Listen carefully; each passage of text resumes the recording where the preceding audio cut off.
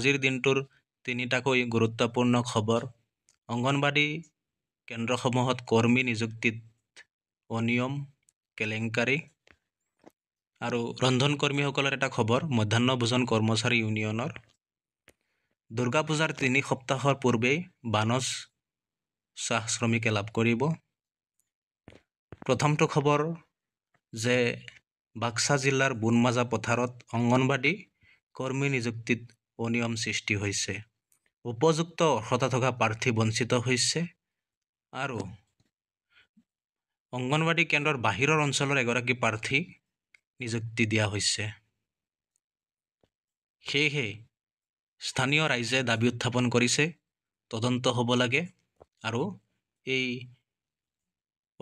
বাহিৰৰ অঞ্চলৰ যিগৰাকী কৰ্মীক নিযুক্তি দিছে, নতুনকৈ নিযুক্তি দিয়া সেই কৰ্মীগৰাকীক নিযুক্তি বাতিল কৰি স্থানীয় যি প্ৰাৰ্থী আছে, আবেদনকাৰী আছে, তেওঁলোকক নিযুক্তি দিব লাগে। অৰ্হতা থকা ব্যক্তিসকলক নিযুক্তি প্ৰদান কৰিব লাগে। এটা গুৰুত্বপূৰ্ণ খবৰ যে অংগনবাড়ী কেন্দ্ৰসমূহৰ অংগনবাড়ী কৰ্মী নিযুক্তিত অনিয়মৰ অভিযোগ উত্থাপন কৰিছে বাক্সাৰ বুনমাজা পথাৰৰ ৰাইজে।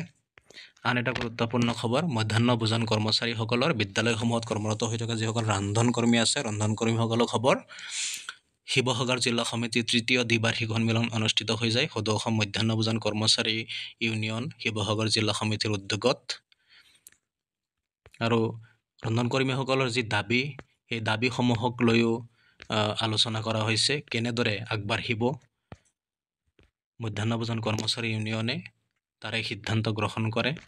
আন এটা গুৰুত্বপূৰ্ণ খবৰ, তেজপুৰত শ্ৰমমন্ত্ৰী ৰূপেশ গোৱালাৰ ঘোষণা। দুৰ্গা পূজাৰ 3 সপ্তাহৰ পূৰ্বেই এইবাৰ চাহ শ্ৰমিকসকলে বোনাছ লাভ কৰিব। এটা বৃহৎ ঘোষণা শ্ৰমিকসকলৰ কাৰণে। দুৰ্গা পূজাৰ 3 সপ্তাহৰ পূৰ্বেই বোনাছ লাভ কৰিব চাহ শ্ৰমিকসকলে। যিসকলে চেনেলটো ছাবস্ক্ৰাইব কৰা নাই তেওঁলোকে অনুগ্ৰহ কৰি চেনেলটো ছাবস্ক্ৰাইব কৰি থ'ব। আপোনালোকৰ কাৰণে প্ৰতিদিনে গুৰুত্বপূৰ্ণ নতুন নতুন খবৰসমূহ দি থাকিবৰ কাৰণে চেষ্টা কৰিম। ধন্যবাদ।